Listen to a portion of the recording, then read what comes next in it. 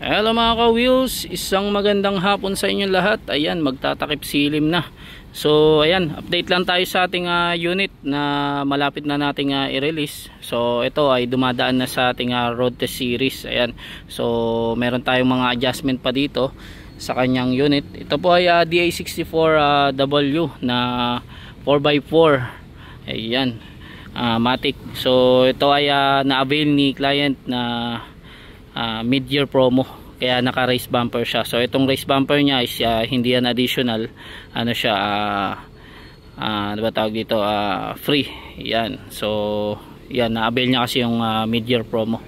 So ayan, ito po ay nagkakahalaga ng 290. Ayan, kung di ako nagkakamali, 290 plus. Ayan yung inabot niya, lahat-lahat, pati yung mga accessories niya, yung mga pina-add niya, mga request niya sa loob. Ayan, mamaya ano natin, silipin natin. So magsimula tayo dito sa harap. So ayan, ang kanyang bumper is naka race bumper din with angel fog light. Ayan, nag-add din siya niyan. And then yung before kasi, since Samurai ito, nandito yung ano niya, yung itong logo niya.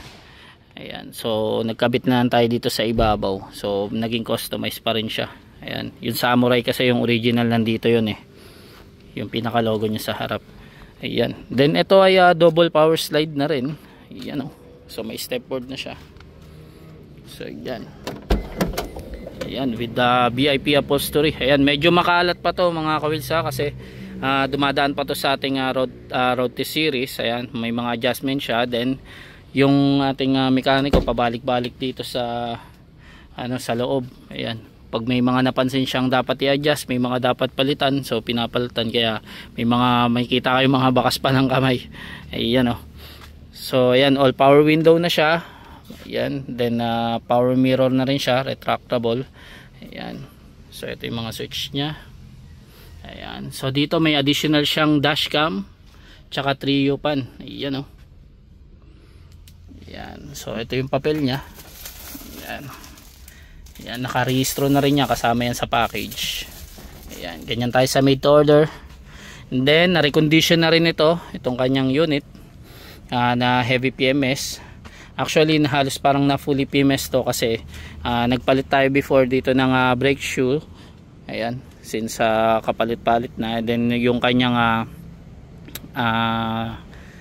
ball joint, ayan, binaltan din natin. Since nung upon road test natin yung una, yun yung mga adjustment niya na dapat palitan na. Ayan, so naka Japan mag siya na original from Japan. Ayan, so pininturahan lang natin. And then meron siyang carrier dito sa taas. Ayan, kasama yan sa additional kung bakit tumabot ng 290. Ayan, ayan, double power slide. Ayan, naka VIP na siya, upholstery. Ayan,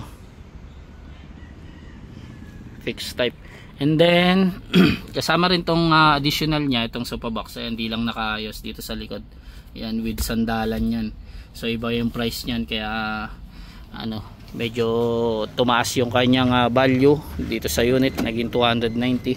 Since ang original price kasi natin ng 4x4 na 64W isa umaabot lang ng 270, mga ganyan, or mas mababa pa. So since ito ay naka mid-year promo, ayan, meron siyang race bumper.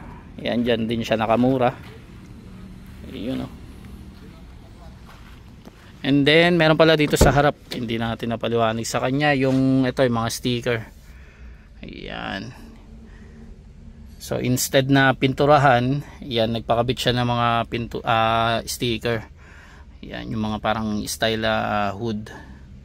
Ayun, so nasa pa rin to, nasa road test series natin. So kaya hindi pa natin ma-release. Ayan, nasa adjustment pa siya.